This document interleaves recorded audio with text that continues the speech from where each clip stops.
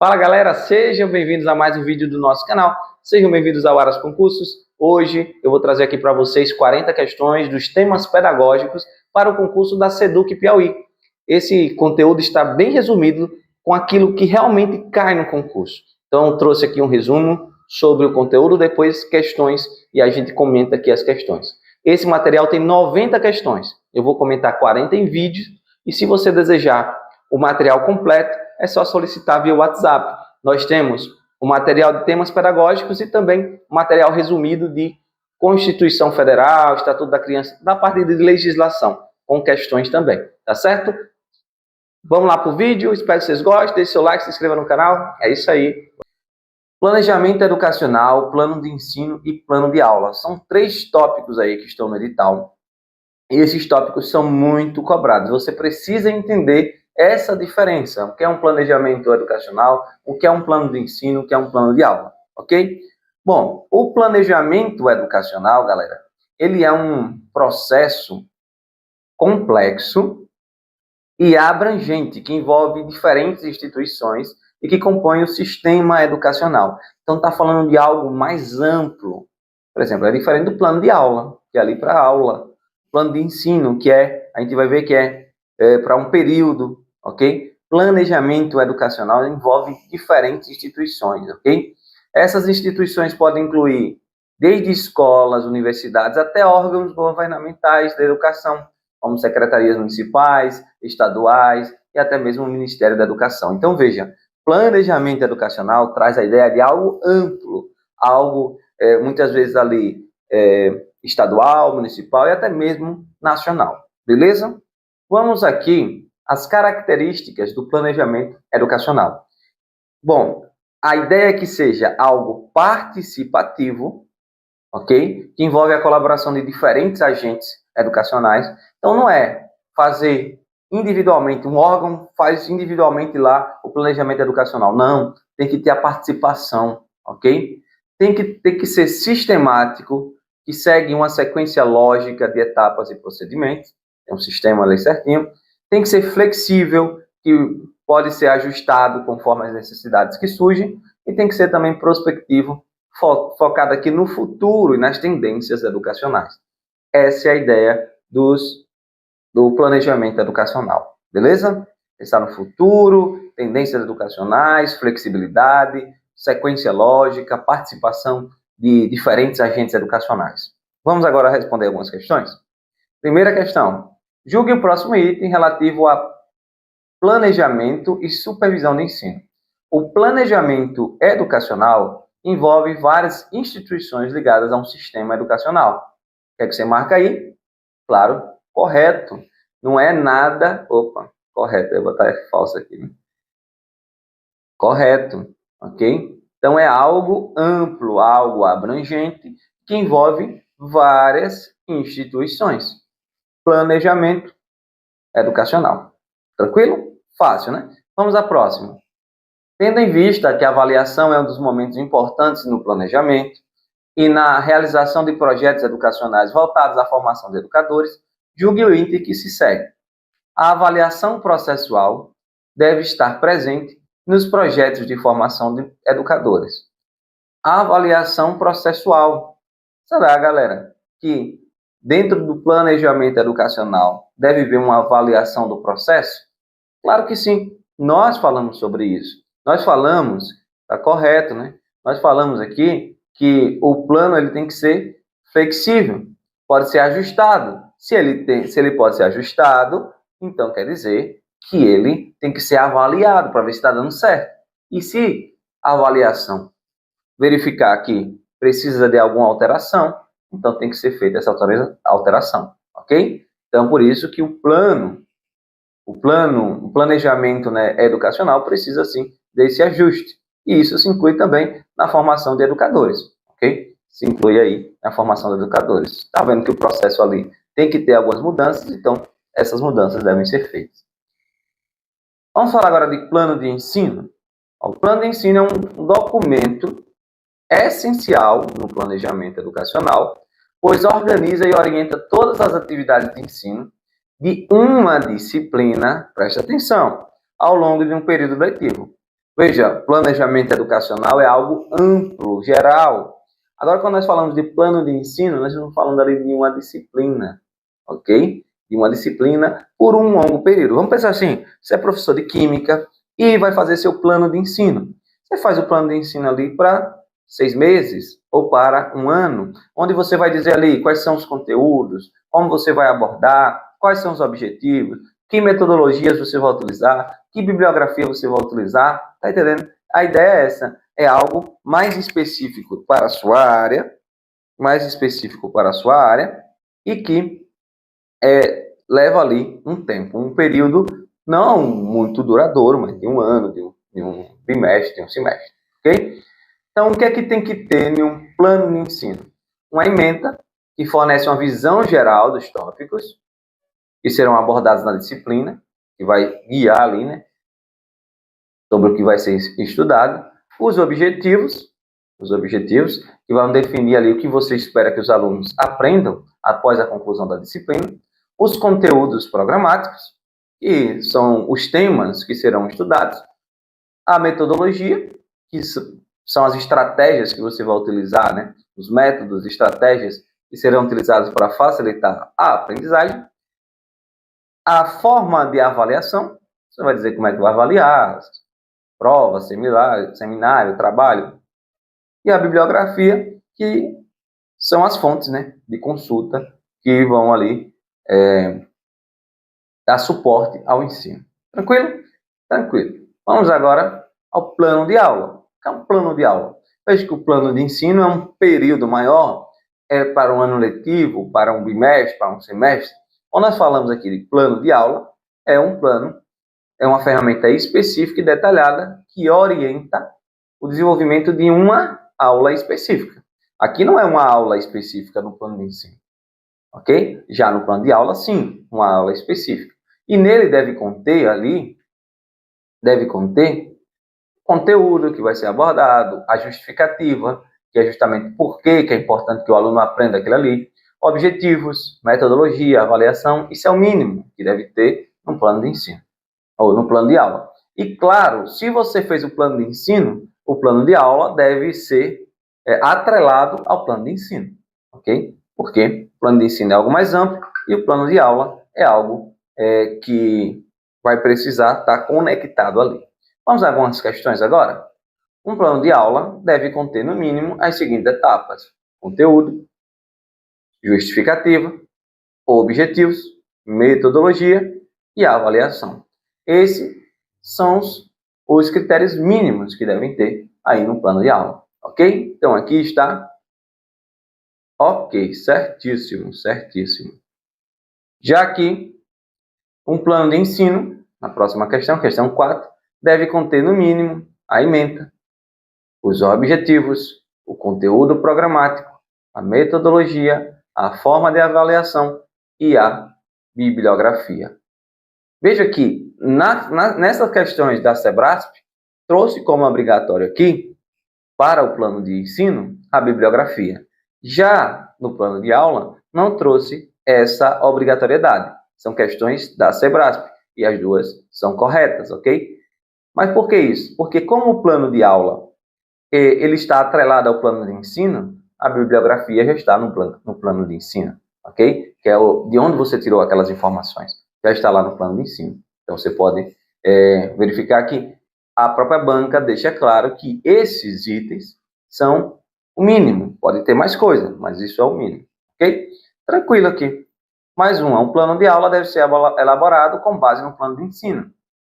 Aí, cuidado para não vir trocado, né? Às vezes vem o plano de ensino deve ser elaborado com base no plano de aula. Não, é um plano de aula com base no plano de ensino, porque o plano de ensino é mais amplo do que o plano de aula, ok? Então, nós temos o planejamento educacional, que é algo muito amplo. Depois vem o plano de ensino, que vai fechar já para a sua disciplina. E depois vem o plano de aula, que já é referente a uma aula específica. Beleza? Então, aqui também está correto, porque o plano de aula ele deve sim ser elaborado com base no plano de ensino. Bom, então, conseguimos aqui ver vários pontos importantes sobre planejamento educacional, plano de ensino e plano de aula. Vamos agora falar do currículo da proposta, do proposto à prática. Vamos falar sobre isso. Bom, o que é um currículo?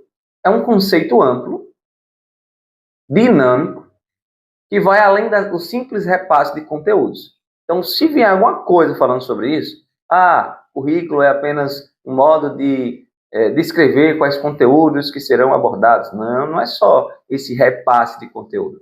A ideia não é isso. Ele envolve também a construção de significados, a formação integral do aluno.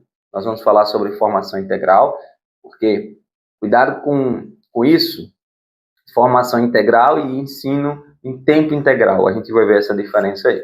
A promoção de competências diversas, que inclui habilidades sociais, emocionais. Veja que o currículo ele não está preocupado somente com o conteúdo, ele está preocupado com o aluno como um todo, ok? Ele deve ser concebido como elemento que articula conhecimento escolar aos contextos sociais e culturais dos alunos, promovendo uma educação crítica e emancipadora. O currículo é um dos elementos centrais do processo educacional. Ele orienta o que deve ser ensinado, que é o conteúdo, e como esse ensino deve ser realizado, que é a metodologia. Então, o currículo traz tudo isso, pensando nas habilidades dos alunos, nas habilidades sociais, emocionais, éticas, na construção desse conhecimento. Então, vamos a questões. Acerca do currículo e construção do conhecimento, julgue. O currículo deve basear-se no conhecimento a ser alcançado, mirando sempre o êxito acadêmico dos estudantes. Veja, o currículo não é só isso, gente. Isso aqui está errado, porque ele não mira sempre o êxito acadêmico. Isso aqui, quando ele fala êxito acadêmico, está esquecendo das habilidades sociais, éticas dos alunos, da formação integral do aluno. Então, por isso que essa questão ela está errada, ok? Então, não deve basear-se somente nisso. Como falar? Mirando sempre. Não. Isso é um ponto importante. O êxito acadêmico dos estudantes é um ponto importante, mas não é sempre. Não é só isso, precisa de mais.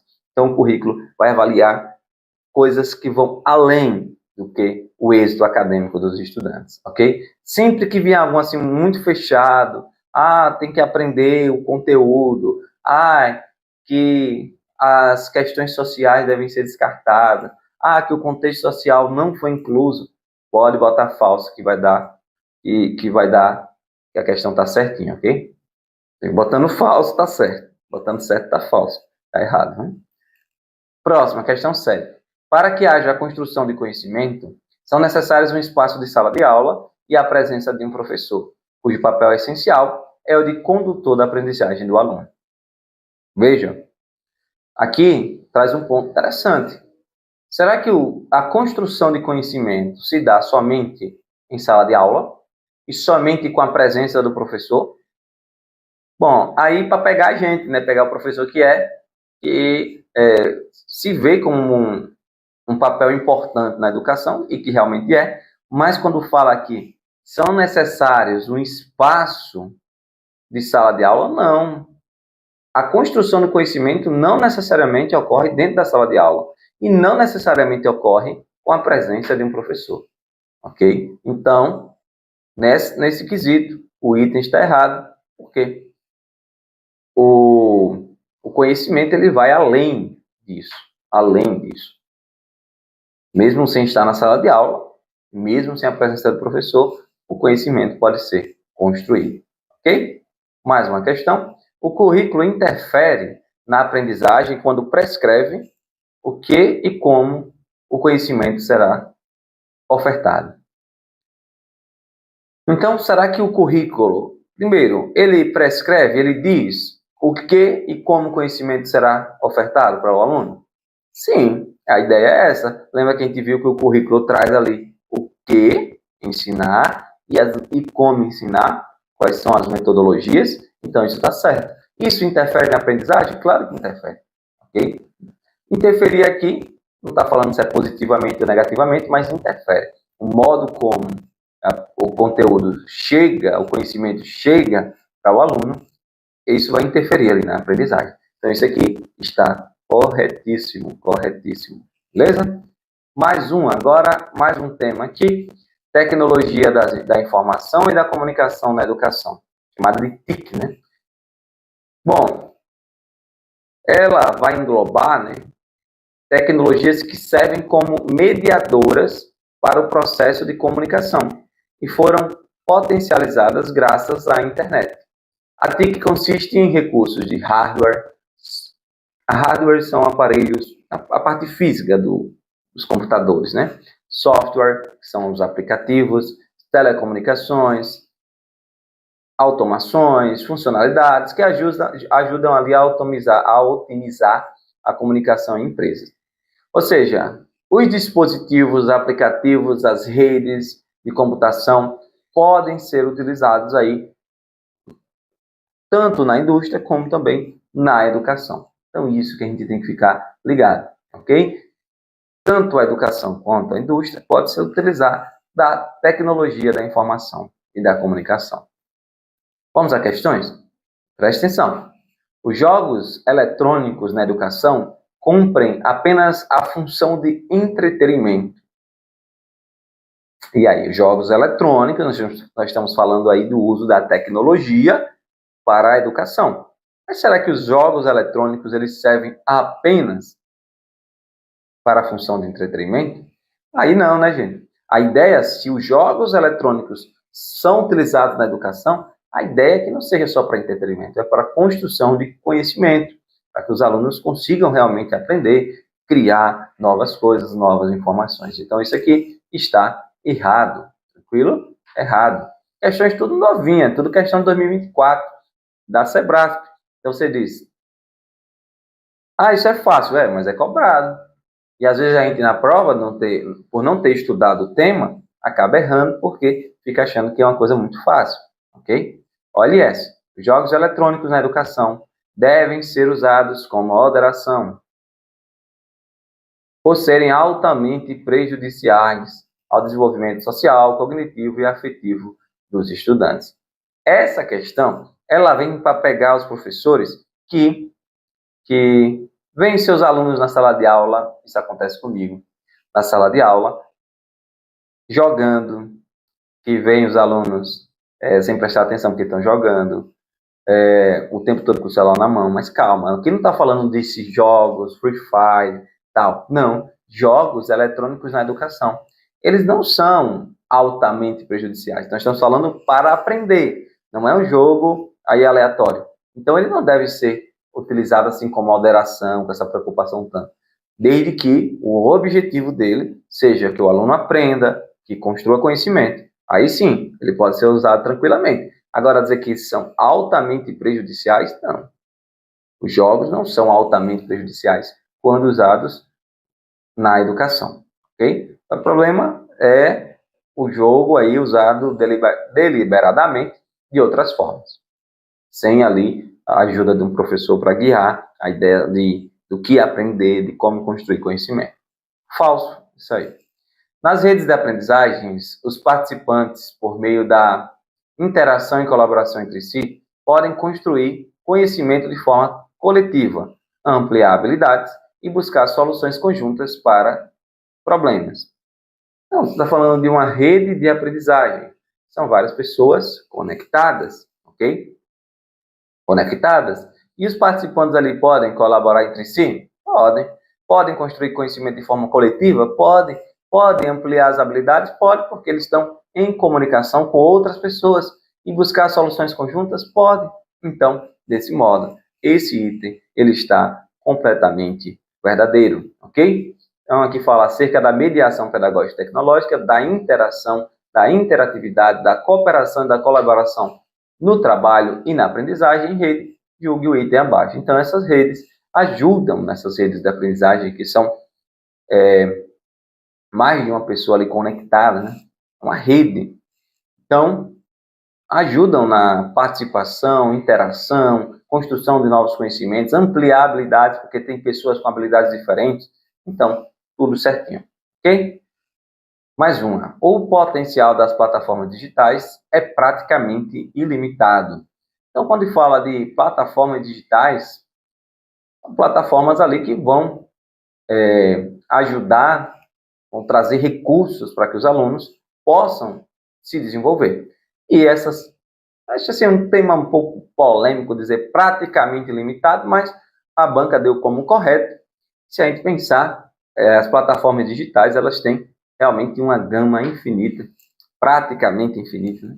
de conteúdos, de informações, de modelos que vão ali contribuir para que o aluno possa aprender cada vez mais. Então, a banca trouxe aí como certo por causa do praticamente, né? Praticamente ilimitado. Beleza? Vamos a mais uma. Uma plataforma educacional é um ambiente de aprendizagem online que combina diferentes ferramentas e estratégias de ensino. Então, galera, existem aplicativos, existem jogos. E uma plataforma, ela vai trazer ali várias possibilidades diferentes, várias ferramentas, várias que podem estar ali tudo dentro de um lugar só, que é uma plataforma de aprendizagem, ok? Uma plataforma educacional. Então, quando eu falo aqui que é um ambiente de aprendizagem online que combina diferentes ferramentas de ensino, está certíssimo, beleza? Certíssimo. Agora vamos falar de educação integral, mais um tema aqui que está lá no seu edital, que é muito importante. O que é educação integral? Cuidado para não confundir educação integral com ensino em tempo integral, porque muitas vezes as bancas trazem isso aí como confusão.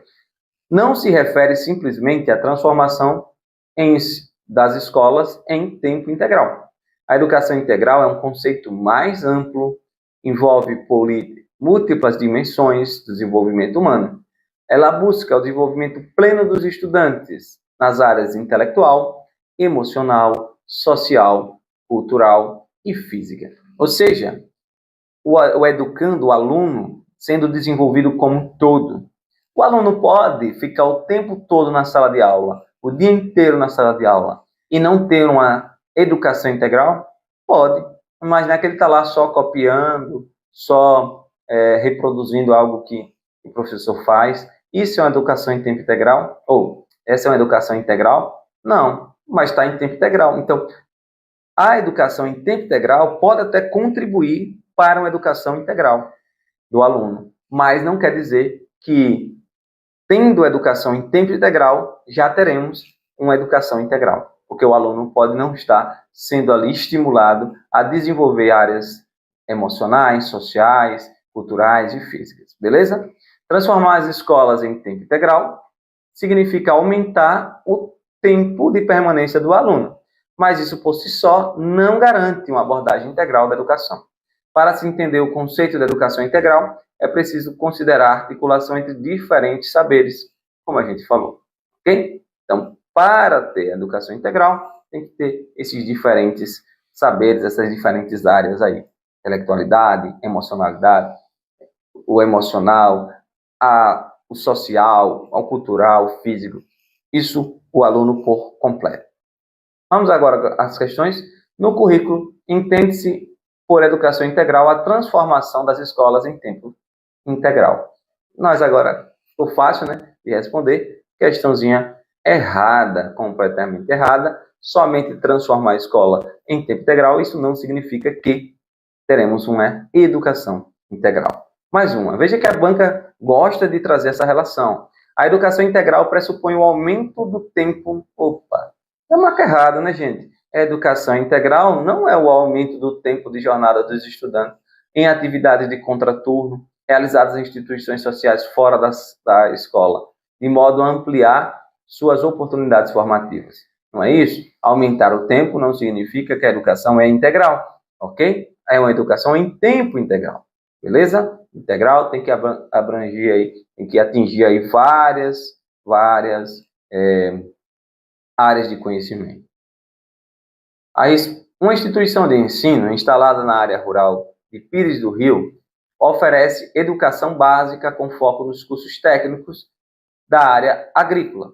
A respeito dessa situação hipotética e dos aspectos legais e conceituais a ela relacionados, julgue o item subsecutivo. Essa instituição estará proporcionando educação integral, caso incentive e ofereça diversos tipos de práticas educativas, tais como cultura, artes, esportes e lazer. Viu agora? Notou agora? A instituição na área rural oferece educação básica, tal, curso técnico, e fala que ela está proporcionando educação integral, caso incentive práticas educacionais, cultura, arte, esporte e lazer. Tá vendo? São várias áreas de atuação que contribuem para o desenvolvimento integral do aluno. Perfeito. Essa escola estaria aí tendo proporcionando aí uma educação integral. Beleza? Vamos agora falar de educação ambiental. A educação ambiental também está no seu edital. O que é educação ambiental? Compreende aí os processos por meio dos quais o indivíduo e a coletividade constroem valores sociais, conhecimentos, habilidades, atitudes, competências voltadas para a conservação do meio ambiente.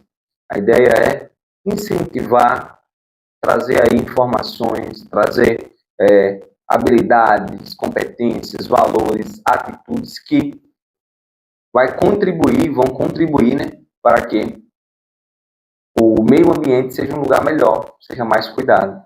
O uso comum do povo, qualidade de vida e sua sustentabilidade são os pontos aí.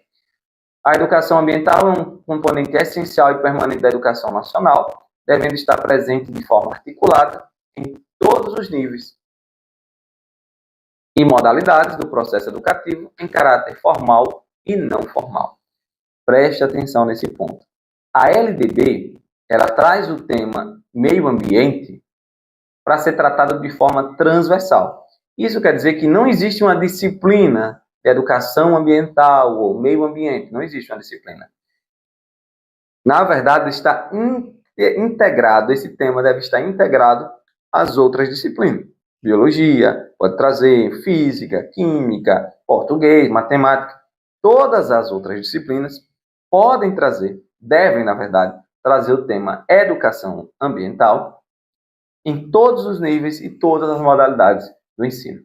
Beleza? Então é isso que a LDB traz. Vamos a algumas questões.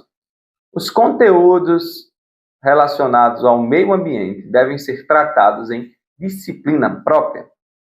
Aí vocês já mataram, né? Não existe uma disciplina para o meio ambiente, para a educação ambiental. A educação ambiental é um tema transversal. Vai ser aí, não existe uma disciplina, mas deve ser abordada aí em diversas disciplinas, ok? De forma transversal, é errado aqui. Mais uma. Considerando a educação ambiental, é um dos 15 temas contemporâneos que afetam a vida humana em escala local, regional, global, abordados na BNCC, julgue o item. Na BNCC, a educação ambiental passa a ser considerada um conteúdo essencial para a educação básica. E aí? Claro, né, galera?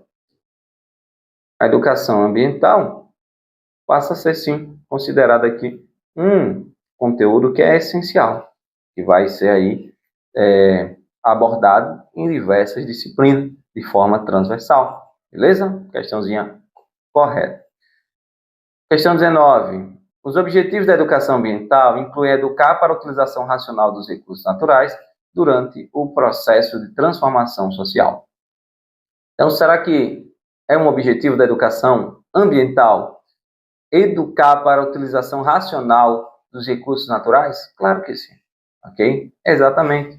Correto. Esse é o objetivo. Trazer aí o uso adequado dos nossos recursos. Beleza? Mais uma.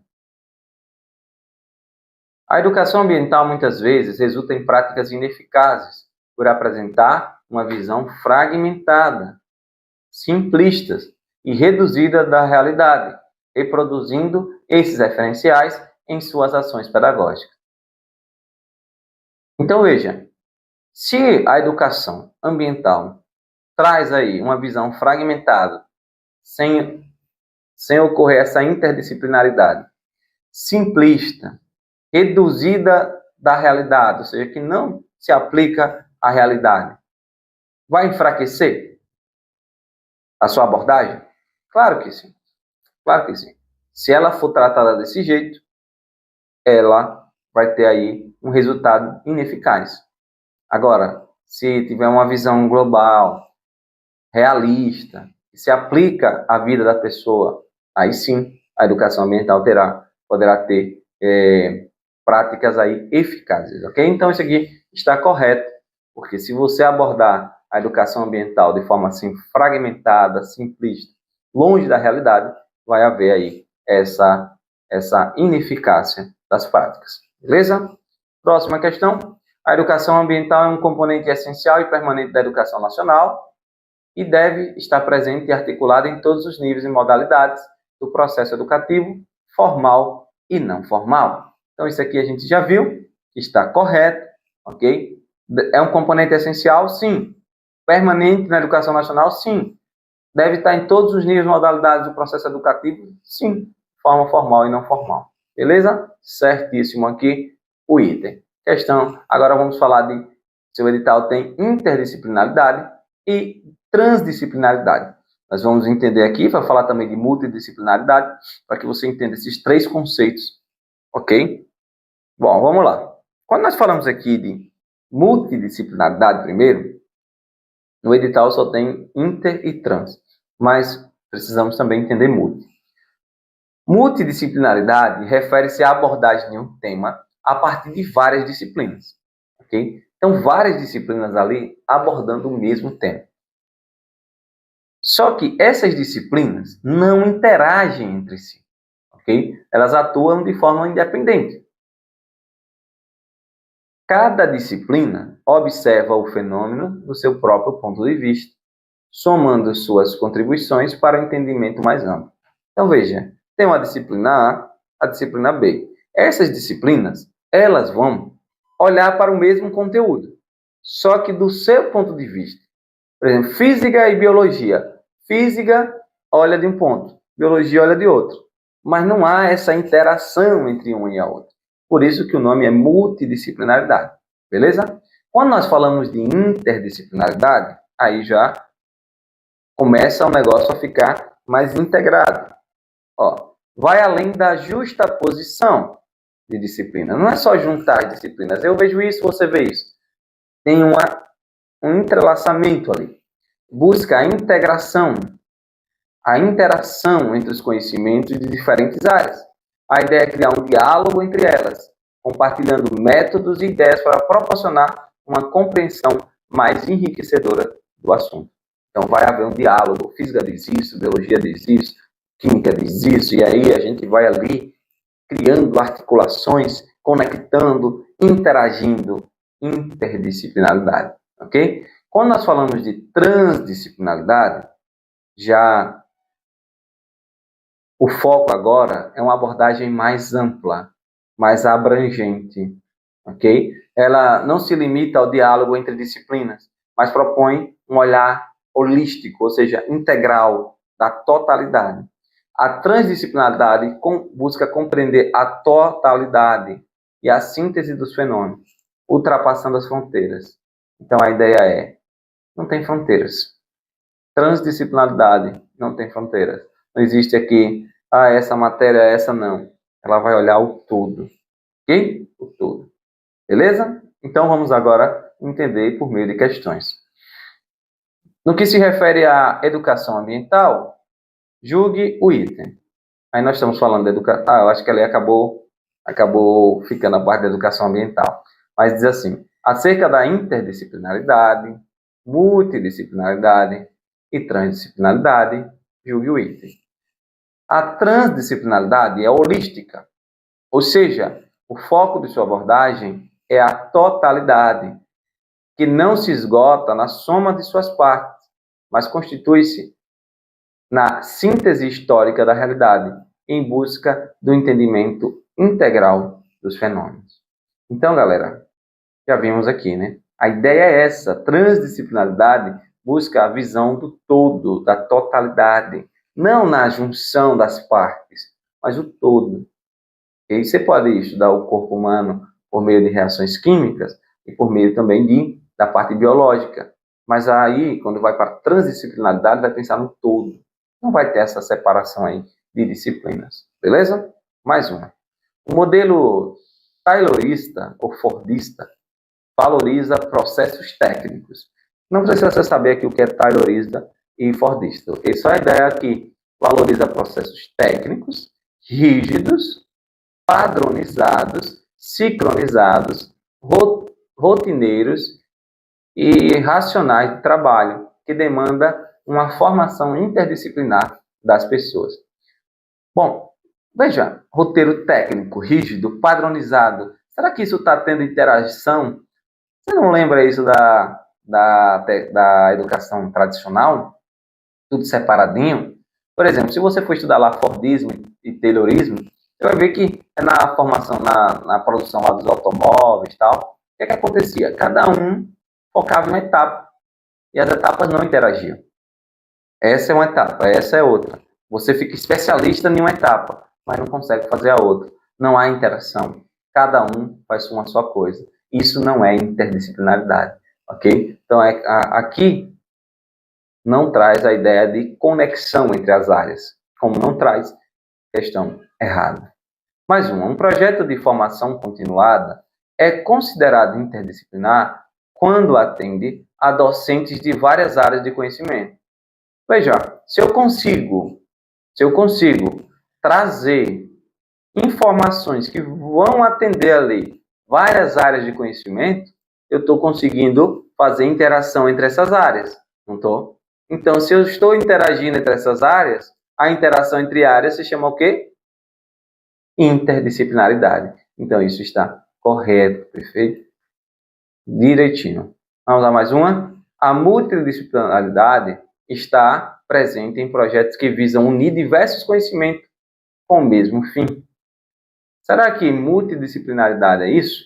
Lembre, multidisciplinar é olhar várias disciplinas, olhando para o mesmo tema, para o mesmo conteúdo, com seu próprio olhar, sem se preocupar com o que o outro diz. Então, o mesmo fim acabou com essa questão. Não é para o mesmo fim. O fim é daquela área. O objetivo é aquela área, não é o objetivo ali de conectar. Então, multidisciplinaridade não tem aí o mesmo fim quando você olha para o mesmo conteúdo através de disciplinas diferentes. Então, isso que trouxe errado. Esse item vem como errado. Mais uma. A transdisciplinaridade se manifesta em projetos que visam ultrapassar um conjunto de regulamentos e ordens disciplinares. Então, veja, existem as disciplinas, os regulamentos, as ordens certinhas. Quando nós falamos de transdisciplinaridade, ela ultrapassa tudo isso, porque ela vai visar o todo, o geral, é holística, ok? Por isso que isso aqui está correto. É essa visão de ultrapassar um conjunto de regulamentos, de ordens disciplinares. Isso aí é justamente a transdisciplinaridade. Bom, agora a gente vai falar, galera, da avaliação e suas implicações pedagógicas. Também está no seu edital. O que é avaliação escolar? É avaliar, é verificar. Primeiro você tem que instituir ali, criar metas, né, para ver se o objetivo está sendo alcançado. Você tem um objetivo e vai avaliar para ver se aquele objetivo está sendo alcançado. Então, é o processo de verificação da eficácia de programas educacionais, cursos, iniciativas de formação, e vai além da mera taxa de conclusão e avalia até que ponto os alunos compreenderam e aplicaram os conhecimentos que lhes foi ensinado. Então, você vai ter aí, está avaliando. Essa avaliação, ela pode ocorrer antes, durante e depois. Antes, nós chamamos ela uma avaliação de diagnóstica. Por quê? Ela vai realizar o diagnóstico. Quais são os conhecimentos prévios dos alunos? Quais são suas dificuldades, ok? E ela ajuda o professor a planejar as atividades de forma mais eficaz, adaptando o ensino às necessidades reais dos estudantes. Então, você vai ter que saber qual é a condição dessa turma aqui. Será que... Como é que eu vou ensinar química se eles não sabem ler? Um exemplo, né? Então, você tem que entender qual é o ponto de partida daquela turma, daqueles alunos, para que você possa aí ajudá-los planejar as atividades que serão ali mais eficazes. Só que a avaliação diagnóstica ela é antes. Só que tem também a avaliação chamada formativa, que acontece ao longo do processo de ensino-aprendizagem. Vamos imaginar, você avaliou antes, diagnóstica. Aí, vamos aplicar. No final, a gente vê se deu certo. Aí chega lá no final, não deu certo. Eita, e agora? Tem que começar de novo? Por isso que precisa dessa avaliação formativa, que é ao longo do processo de ensino-aprendizagem. Que a ideia é monitorar o progresso de cada um, oferecendo feedbacks contínuos, que auxiliam tanto os estudantes quanto os professores a mudar, a ajustarem as estratégias. É uma avaliação que visa a melhoria contínua. Então, nesse caso, você vai, durante o processo, fazer uma avaliação formativa, uma avaliação contínua, monitorando o progresso. Se não tiver progresso, reconfigura, reajusta, modifica. Essa é a ideia. Okay? E a somativa, ela geralmente ocorre ao final de um período, como um semestre, um ano. Ela busca sintetizar o nível de aprendizagem dos alunos, muitas vezes em forma de notas ou conceitos que indicam o quão bem os objetivos educacionais foram atingidos. Então, quando você fala na avaliação formativa, está falando mais dessa ideia de condensar as informações em uma nota, em um conceito, ok? Isso daqui, geralmente no ensino tradicional, só ocorria essa parte somativa, né? A aula foi dada, o aluno estudou, e aí no final vamos ver se ele aprendeu ou não. Se aprendeu, aprova. Se não aprendeu, reprova. Faltava essa diagnóstica e essa formativa. Beleza? Então vamos lá. Os principais tipos de avaliação são a diagnóstica, a formativa e a somativa, que se diferenciam principalmente por sua finalidade. Claro que sim. Diagnóstica, verificar qual a condição atual dos alunos. Formativa, corrigir para ver se monitorar, né, para ver se o objetivo está sendo alcançado, se eles estão aprendendo. E a somativa, no final, verifica-se ali se o objetivo foi concluído e geralmente se atribui uma nota, um conceito. Ok? Então tá perfeito isso aqui. Certinho. Mais uma, tendo em vista a avaliação dos momentos importantes no planejamento e na realização dos projetos educacionais voltada à formação dos educadores, julgue o item. A avaliação de um projeto de treinamento só pode ser realizada após a sua conclusão. Aqui a gente já sabe que está errado, né? Projeto de treinamento, qualquer coisa na área da educação, a avaliação, formação dos professores, deve ser feita em 3 momentos, antes, durante e depois, não só após a conclusão, porque se for só após a conclusão, não há tempo para se corrigir eventuais erros e falhas, ok? O caráter somatório de uma avaliação sistematiza os resultados de aprendizagem, classificando-os para a promoção dos estudos. Então, quando nós falamos do caráter somatório, aquela ideia de ir acumulando, de no final ter aquela nota final, aquele conceito final, e acaba classificando ali as aprendizagens, os resultados, em a pontuação, A, B, C, alguma coisa assim, ok? E a ideia é justamente para a promoção dos estudos. Então, isso aqui está certíssima, beleza? Mais uma. A sistematização da apreensão do conhecimento apropriado pelos estudantes em uma fase inicial de estudos expressa um diagnóstico avaliativo dos estudos.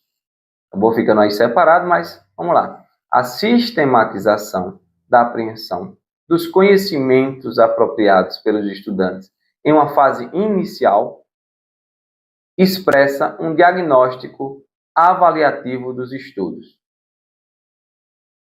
E aí, galera, certo ou errado?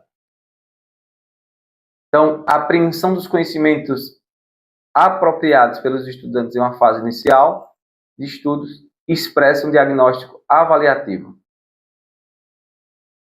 E aí?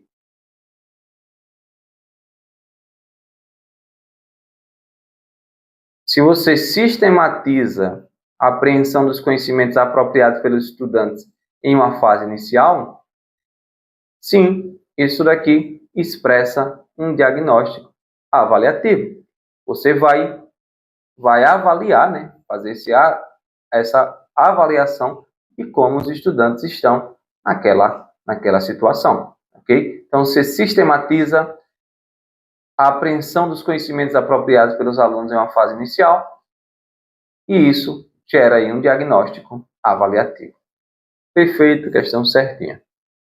Ok? Próximo. A função diagnóstica potencializa o comparativo das apropriações dos estudantes entre si, garantindo a eficiência do processo. Então, será que a função diagnóstica, aquela análise feita no início do processo, será que ela garante a eficiência do processo? Aí não, né, galera? Não garante, não há garantia de que o processo será bem executado só porque foi feita a função, a avaliação diagnóstica, né? Então, está errado. Próximo. A avaliação formativa visa incentivar o aprendiz por meio de feedbacks positivos capazes de orientá-lo em seus processos cognitivos, favorecendo a autoavaliação e a responsabilização em direção a uma aprendizagem efetiva. Veja, falando aqui de avaliação formativa. Lembre que a avaliação formativa é aquela feita durante o processo. E a ideia é dar feedbacks para os alunos, orientar, favorecendo aí uma autoavaliação. Será que eu preciso melhorar nisso, melhorar naquilo? Uma responsabilização em direção à aprendizagem efetiva, né? Isso está completamente correto, galera. Correto. É a avaliação formativa, para que o aluno consiga ali ir recebendo feedbacks de como está sendo o processo dele, onde precisa melhorar, ele se autoavaliar. Perfeito. Vamos falar agora de projeto político pedagógico, o PPP, ok? Falar do projeto político pedagógico. O que é um projeto político pedagógico? É um documento que é fundamental, é fundamental para a definição da identidade da escola e implementação de ações que garantam uma educação de qualidade. E o PPP, o Projeto Político Pedagógico, a ideia é que ele seja construído aí com participação coletiva, deve envolver todos os atores da comunidade escolar, promover um ambiente de aprendizagem contínua, tem que ter reflexão crítica, trazer aí reflexão sobre as práticas educacionais, soluções, melhoria na qualidade do ensino. Tem que ter uma formação contínua. O processo participativo contribui para a formação contínua dos educadores e demais envolvidos. E também o PPP envolve um planejamento detalhado e a participação colaborativa de toda a comunidade escolar com diversas fases interligadas. Veja, quando eu falo aqui em formação contínua, se o professor, se aqueles que estão participando ali da elaboração do PPP, eles estão refletindo criticamente sobre a educação, isso já contribui para o melhoramento da sua prática. Isso já contribui para uma formação contínua dos educadores ali, ok? Então vamos aqui falar sobre as etapas da elaboração do PPP. Primeiro, o diagnóstico, que vai verificar qual é a realidade da escola ali, né? Depois, a definição dos objetivos. Depois, o planejamento das ações. Definição das responsabilidades, quem vai fazer. E avaliação e monitoramento. Veja que é um processo contínuo. Não vai ser, elaborou o planejamento, elaborou PPP, não vai, o projeto político-pedagógico, né, não vai elaborar e acabou. Tem o monitoramento e tem a avaliação. Beleza? Vamos agora a algumas questões. O processo de elaboração do projeto político-pedagógico pode se converter em uma experiência de formação na medida em que os sujeitos têm a oportunidade de participar das discussões e refletir crítica e coletivamente a respeito das ideias partilhadas e das soluções propostas. Veja que interessante. Nós até já falamos um pouquinho sobre isso, né? O PPP pode se converter em uma experiência de formação, já que os sujeitos estão refletindo criticamente, coletivamente, a respeito das ideias, das soluções que foram trazidas ali? Claro. Então, a construção do PPP também é um processo de formação para os profissionais da educação. Perfeito, certíssimo aqui. Bom, o projeto político-pedagógico deve refletir, olhe, cuidado com isso, exclusivamente as ideias do corpo diretivo e da equipe dos serviços pedagógicos, coordenação pedagógica, orientação, não, galera. Tem que ter participação de alunos, participação da comunidade, participação de outros funcionários. Então, PPP, ele não é exclusivo. O pensamento do corpo diretivo. Não, nós pensamos assim, vai ser assim. Lembre da gestão democrática. Já vamos falar sobre isso. Então, isso aqui está errado. Trouxe exclusivo, apenas. Cuidado. A elaboração do projeto pedagógico, político-pedagógico, ocorre em 2 etapas. A indicação das ações a serem realizadas e a designação dos agentes responsáveis pela execução de cada ação. Veja que perigo. Rapaz, é mesmo, né? Tem que ter a indicação das ações e os responsáveis. Mas é só isso, galera? Olha aqui, a gente viu. Diagnóstico, definição de objetivos, planejamento das ações, quem são os responsáveis, o monitoramento, tudo isso deve ser feito. Não são só essas 2 etapas. As ações a serem designadas e os agentes responsáveis. E a avaliação, e o diagnóstico, tudo isso está incluso, por isso esse item está erradíssimo. Beleza? Vamos agora falar de gestão democrática. Também está no seu edital. O que é a gestão democrática? A gestão democrática é um modelo de administração escolar que valoriza a participação coletiva nas tomadas de decisão. Não é só participar de forma consultiva, não. É na tomada de decisão. Ok? Por exemplo, nós vamos falar sobre conselho escolar, e o conselho escolar não é um órgão consultivo, é um órgão deliberativo, ele toma decisões. E o conselho escolar, ele é formado por mais pessoas, não é só o corpo diretivo, não é só o diretor, tem mais pessoas, tem aluno, tem professor, tem comunidade, membros da comunidade, você já vai ver. Então, a ideia é uma gestão participativa, ok? Isso significa que alunos, professores, funcionários, pais e outros membros da comunidade local são incentivados a contribuir com as suas perspectivas, ideias no planejamento nas atividades escolares. Esse modelo promove transparência, responsabilidade compartilhada, favorecendo um ambiente escolar mais inclusivo e participativo, traz aí a construção coletiva do conhecimento, uma cidadania ativa entre os estudantes e a comunidade. Beleza? Então, dentro dessa gestão democrática, nós temos também o Grêmio Estudantil. E engraçado que a banca gosta de cobrar sobre Grêmio Estudantil. Então, se cair na sua prova, fique ligado. O Grêmio Estudantil, ele é um órgão que ele é independente, ele é autônomo. Talvez a gente pense, não, o Grêmio está subordinado ao corpo diretivo, ao diretor, aos secretários. Não.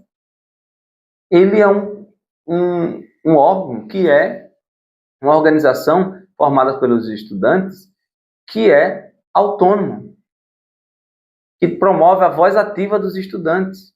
Ele é independente da direção escolar ou de qualquer outra instância de controle ou tutoria. Então, o Grêmio Estudantil é também um contribuinte aí para a gestão democrática. E nós falamos agora dos conselhos escolares. A LDB, ela fala sobre os conselhos escolares. Ela diz que a gestão democrática do ensino, ela deve promover aqui a criação de conselhos escolares, ok? Veja, a lei, lá no artigo 14,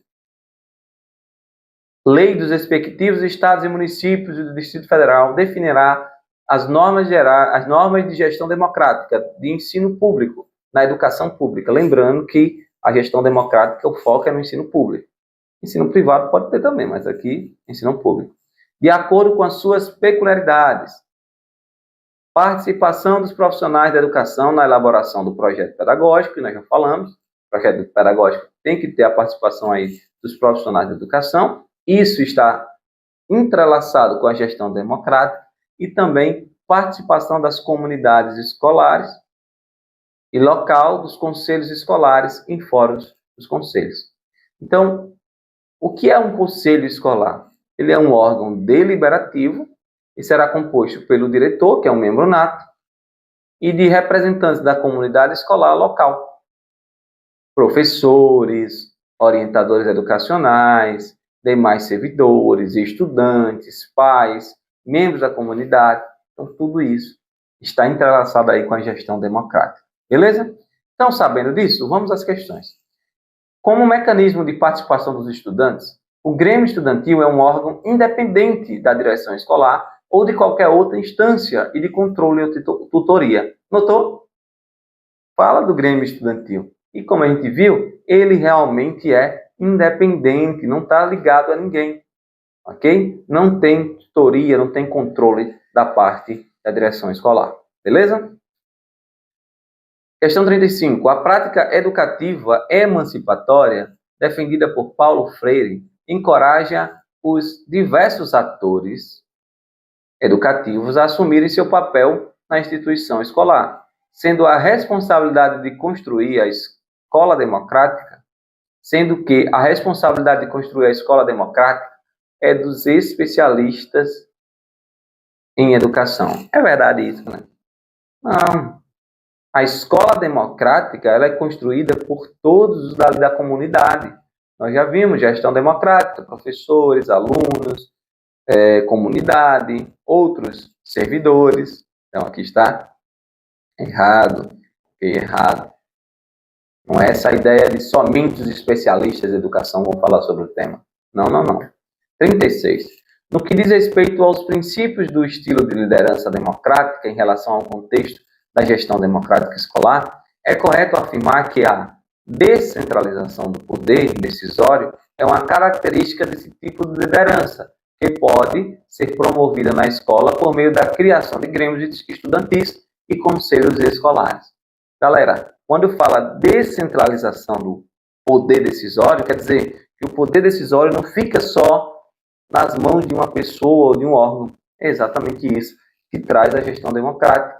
Então, o poder decisório agora vai ser dividido entre várias áreas, como grêmios estudantis, conselhos escolares. E dentro dessas áreas existem aí representantes de diversos setores, ok? Então, isso aqui está certo. Trouxesse que a gestão democrática visa centralizar o poder decisório errado. E centralizar é trazer para uma pessoa, para um órgão. Descentralizar é espalhar esse poder decisório. Então, isso aqui está certo, que trouxe descentralizar. Questão 37. No que se refere à concepção democrática da gestão escolar, julgue o item. A elaboração do PPP refere-se à organização das ações administrativas da escola, uma vez que as ações pedagógicas devem constar apenas no planejamento do professor. Será que as ações pedagógicas devem constar apenas no planejamento do professor? Não, claro que não. Errado, deve estar também no PPP, né? As ações pedagógicas. Não deve estar somente no planejamento do professor. Errado. A participação ativa de diferentes membros da comunidade e a promoção de espaços de diálogo e decisões compartilhadas são elementos-chave da gestão democrática escolar. Participação ativa, diferentes membros, já sabe que está certo, né? Isso aqui, item certíssimo. Mais uma. Para que a escola assuma sua função social, a gestão democrática deve configurar-se como uma prática educativa inserida em seu contexto. Então, se é uma função social, a gestão democrática deve sim trazer aí uma prática educativa do contexto, por isso que traz pessoas da comunidade, traz os pais, traz alunos responsáveis, todas as pessoas interagindo aí para construir uma gestão democrática, beleza? Questão 39. A gestão democrática reafirma a estrutura de poder da escola, tendo a equipe diretiva total autonomia nas tomadas de decisão. Já sabe, né? Já sabe. Agora, depois de ver isso, você vai ver. Fica fácil. Errado, galera. Errado. Não é a equipe diretiva que tem autonomia para tomar as decisões. Não, não. Decisão é tomada coletivamente. Tem os conselhos escolares, tem aí os grêmios estudantis que vão ajudar, ok? A implementação do processo de eleição direta para diretor da escola garante a gestão democrática. Será que só porque tem eleições diretas para diretor na escola, isso vai garantir a gestão democrática? Claro que não, né, galera? Claro que não. Isso aqui está errado. Precisa de muito mais, precisa de participação de outras pessoas, precisa de todos esses tópicos que a gente viu aqui nesse vídeo.